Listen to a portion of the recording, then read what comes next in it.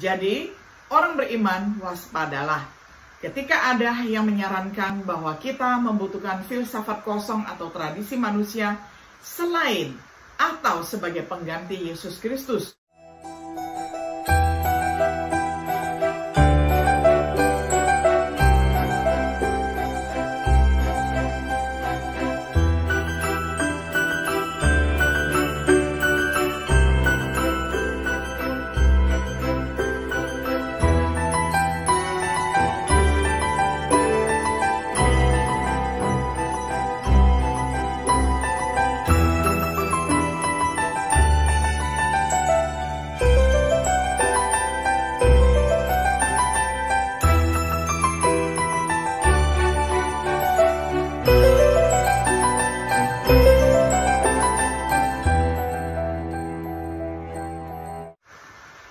Shalom, sahabat Biblika yang dikasihi oleh Tuhan. Senang sekali hari ini kita dapat berjumpa kembali di dalam acara Refleksi Sahabat Biblika. Pada hari ini kita tiba pada episode yang ke-8 di dalam serial pembahasan kitab Kolose dengan tema Orang Beriman Waspadalah. Saya akan bacakan firman Tuhan untuk kita semuanya dari kitab Kolose pasal 2 ayat 9 hingga ayat yang ke-23. Saya akan bacakan untuk kita semuanya di dalam terjemahan sederhana Indonesia. Ingatlah bahwa Yesus sendiri adalah Allah sepenuhnya. Bahkan ketika dia hidup di dunia ini dengan tubuh manusia biasa. Dan ingatlah bahwa kalian yang bersatu dengan Kristus sudah dilengkapi oleh dia, yang adalah Raja atas semua penguasa duniawi dan rohani. Karena kita bersatu dengan Kristus, maka kita semua sudah mengalami sunat yang sejati, yaitu sunat rohani dan bukan sunat badani. Arti dari sunat rohani adalah bahwa kita sudah dibebaskan dari perbudakan dosa dan keinginan-keinginan badani kita yang jahat. Persatuan kita dengan Yesus itu ditunjukkan ketika kita dibaptis. Baptisan melambangkan bahwa hidup kita yang lama sudah mati dan kita seolah dikuburkan bersama Yesus. Lalu secara rohani kita dihidupkan kembali bersama dia. Hidup baru yang kita alami ini terjadi karena kita percaya bahwa Allah yang sudah menghidupkan Yesus kembali dari kematian juga berkuasa menghidupkan kita kembali. Artinya, dahulu sebenarnya kita sudah mati secara rohani karena dosa-dosa kita. Meskipun secara jasmani kita masih bernafas, dulu hati kita belum disunat. Maksudnya, kita masih diperbudak oleh bermacam-macam keinginan badani yang jahat. Setiap pelanggaran kita yang terhadap hukum Taurat, hukum Allah sudah dicatat dalam buku dosa di hadapan Allah. Dosa itulah yang memisahkan kita darinya. Namun sekarang, Allah sudah memakukan buku dosa itu pada kayu salib Yesus. Catatan itu sudah dihapuskan sehingga tidak ada lagi yang memisahkan kita dari Allah. Kita sudah diampuni dari segala dosa. Lalu Allah menghidupkan kita kembali bersama Yesus. Jadi melalui salib Kristus, secara terbuka Allah sudah mengalahkan semua penguasa gelap dan menghancurkan kuasa mereka. Karena itu, jangan percaya pada orang yang mengajarkan hal-hal seperti Allah akan menghukummu kalau kamu tidak ikut merayakan hari besar ini dan itu, atau perayaan bulan baru, atau hari Sabat, dan berbagai upacara Yahudi yang lain. Orang seperti itu juga memaksa kita untuk berpuasa dan mengikuti peraturan lain tentang makanan dan minuman. Acara dan peraturan lama seperti itu merupakan syarat agama yang sementara, yang hanya diwajibkan pada zaman sebelum Kristus datang. Semua itu hanyalah lambang dari hubungan yang sudah kita terima karena bersatu dengan Kristus. Waspadalah, jangan sampai kalian mengikuti orang yang mengajakmu untuk tunduk dan menyembah malaikat-malaikat seperti yang mereka lakukan. Mereka juga mengaku mendapat penglihatan, lalu mengajakmu percaya kepada hal-hal itu. Percuma saja mereka menyombongkan diri, karena agama mereka hanyalah hasil pemikiran manusia belaka. Orang-orang seperti itu tidak lagi bergantung pada Kristus seperti kepala, Kita yang bersatu dengan Dia merupakan anggota tubuhnya di dunia ini. Hubungan itu diumpamakan seperti tubuh manusia. Anggota-anggota tubuh kita bisa bersatu dan bergerak bersama karena hubungan antara tulang dan otot. Begitu juga kita sebagai anggota tubuh Kristus, sebagai kepala, Dia mengatur bagian-bagian tubuhnya dan memberikan segala sesuatu yang kita perlukan, supaya kita saling bersatu dan bertumbuh bersama sesuai kemauan Allah. Ingatlah bahwa setelah bersatu dengan Kristus, diri kita yang dulu sudah mati disalibkan bersama Dia. Artinya kita juga sudah dibebaskan dari hal-hal duniawi, termasuk semua ikatan roh-roh jahat yang berkuasa di dunia ini. Kalau begitu, kenapa cara hidup kalian seolah masih terikat oleh hal-hal duniawi? Buktinya kalian masih mempercayai ajaran seperti jangan makan makanan ini sedikit pun, jangan pegang benda ini, jangan sentuh benda itu.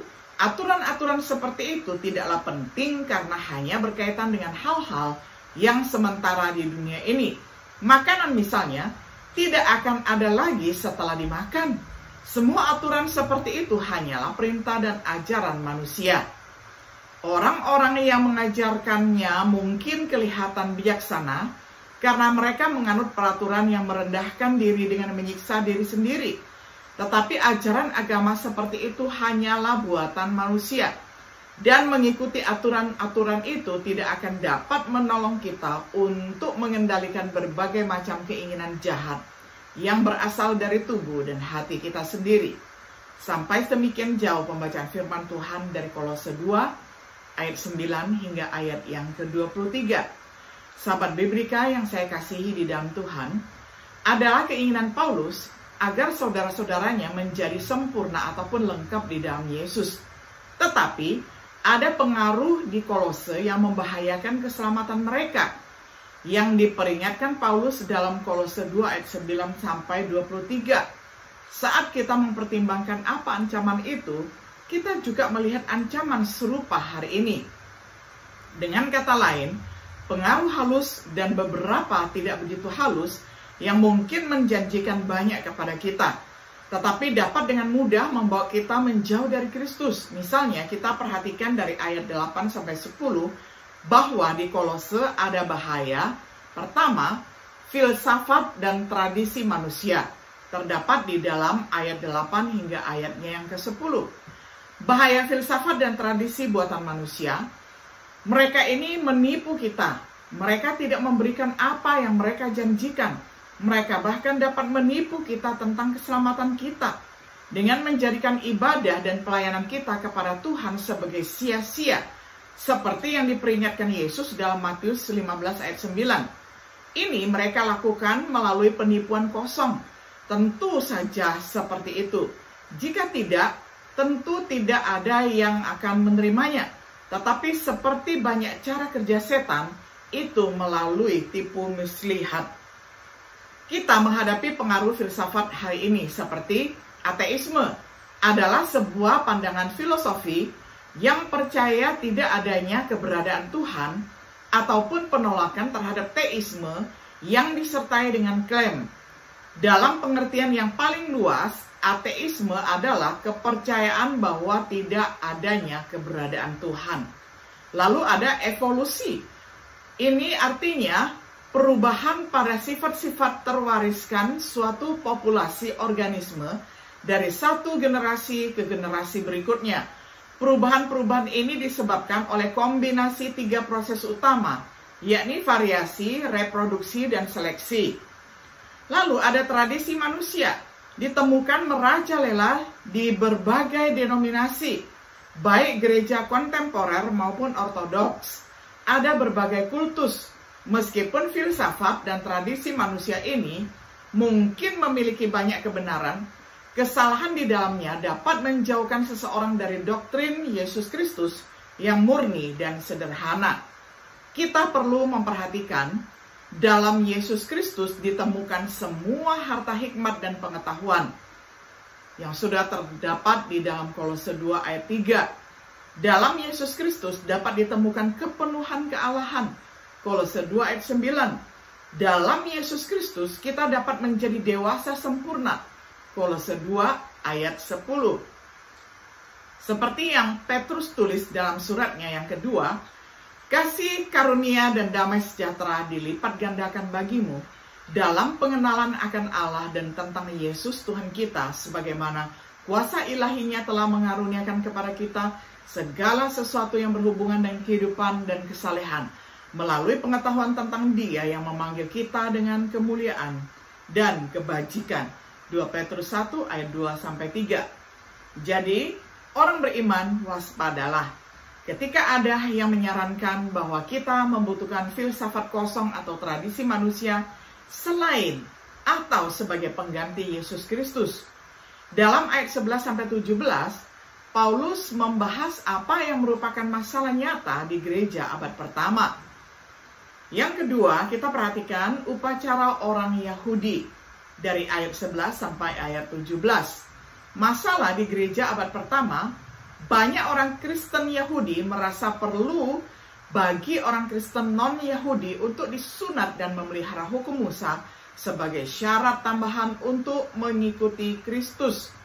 Dapat juga dibaca di dalam Kisah Para Rasul 15 ayat 1-5. Gereja mula-mula harus terus-menerus menangani masalah ini. Yang mereka lakukan di Yerusalem, tempat masalah ini berasal. Dapat juga kita baca di dalam Kisah Para Rasul 15 ayat 6-27 yang dilakukan oleh Paulus dalam menulis surat Roma, Galatia, Efesus, dan Kolose. Di sini di Kolose 2 ayat 11-17, Paulus membahas masalah ini dengan menunjukkan melalui baptisan ke dalam Kristus kita mengalami sunat sejati, yaitu pemotongan dosa-dosa jasmani. Kolose 2 ayat 11-13. Dengan kematiannya di kayu salib, Yesus telah menyingkirkan hukum lama, yakni Kolose 2 ayat 14-15, lalu Efesus 2 ayat 14-16. Oleh karena itu, kita tidak boleh membiarkan siapapun mencoba untuk menghakimi kita dalam hal hukum lama. Kolose 2 ayat 16-17. Hari ini banyak orang yang masih berusaha mengikat hukum lama pada orang Kristen. Berbagai denominasi dengan peraturan Sabat dan larangan makanannya. Agama-agama lain dengan imamat mereka yang terpisah dan banyak praktik lainnya berdasarkan perjanjian lama dan bukan perjanjian baru. Seperti orang beriman dalam Kristus. Kita telah mati terhadap hukum dan upacara Yahudi, ini terutama yang berkaitan dengan orang Kristen Yahudi. Roma 7 ayat 1-6. Kita telah dibebaskan dan perlu berhati-hati agar tidak terjerat lagi dengan kuk perhambaan menurut Galatia 5 ayat 1. Jika kita mencari pembenaran dengan mematuhi hal-hal yang ditemukan di dalam hukum lama, kita jatuh dari kasih karunia. Galatia 5 ayat 2 hingga ayat keempat.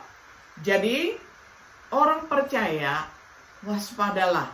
Ketika orang mencoba untuk memaksakan hal-hal pada kita yang didasarkan pada hukum Musa, ingatlah, kita dewasa di dalam Dia. Dalam ayat 18-19 kita melihat masih ada bahaya lain di Kolose.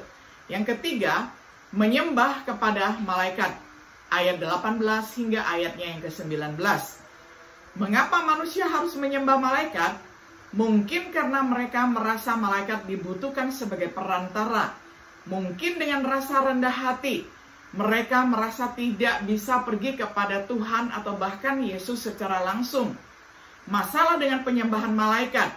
Masalah ini sebenarnya adalah hasil dari kerendahan hati yang palsu dan berdasarkan imajinasi yang sia-sia. Kolose 2 ayat 18, Ibrani 4 ayat 14-16. Di mana kita belajar bahwa kita dapat datang dengan berani ke tahta kasih karunia. Hal ini sebenarnya mengalihkan seseorang dari Kristus, kepala tubuh yang sah. Kolose 2 ayat 19. Untuk alasan ini, para malaikat menolak segala bentuk penyembahan. Wahyu 22 ayat 8-9, dan begitu pula yang dilakukan oleh Rasul Petrus, Kisah Para Rasul 10 ayat 26 hingga ayatnya yang ke-26. Hari ini, beberapa agama telah mengembangkan ibadah malaikat.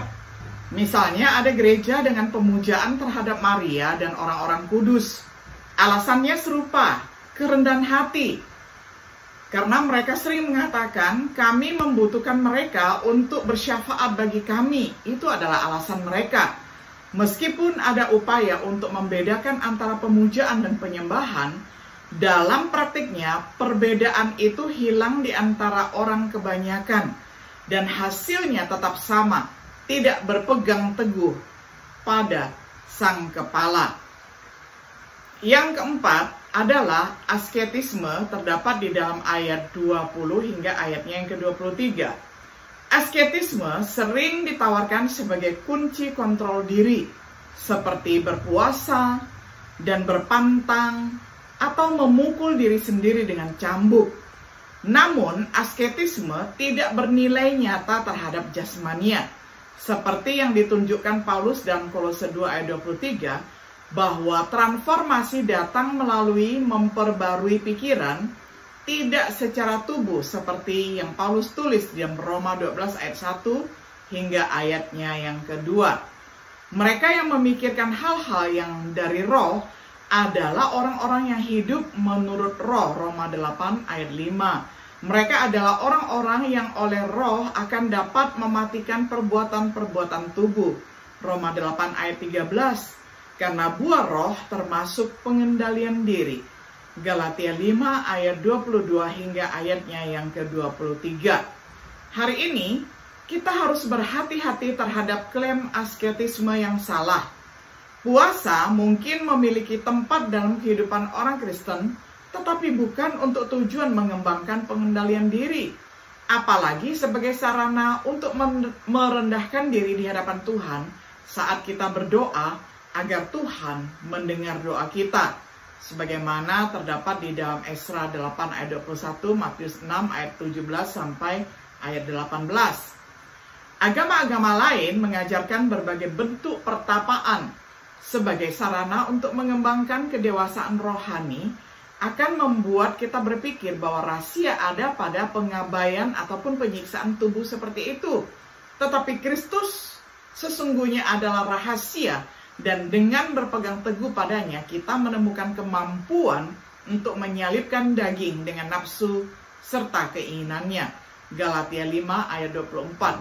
Sebagai kesimpulan, saat kita menjalani kehidupan Kristen, berusahalah untuk menjadi dewasa secara rohani, waspadalah terhadap doktrin atau ajaran manusia yang menunjukkan bahwa kita membutuhkan lebih daripada Yesus Kristus. Ingat, dia adalah satu-satunya jalan, bukan salah satu jalan. Yohanes 14 ayat 6. Dan kita dapat dewasa sempurna di dalam dia. Apakah saudara dan saya ada di dalam dia? Kiranya setiap diri kita sebagai orang percaya kita waspada dengan ajaran-ajaran yang ada di sekeliling kita yang menjauhkan kita dari kasih karunia Yesus Kristus. Kiranya Tuhan Yesus menguatkan dan senantiasa menyertai kita. Shalom.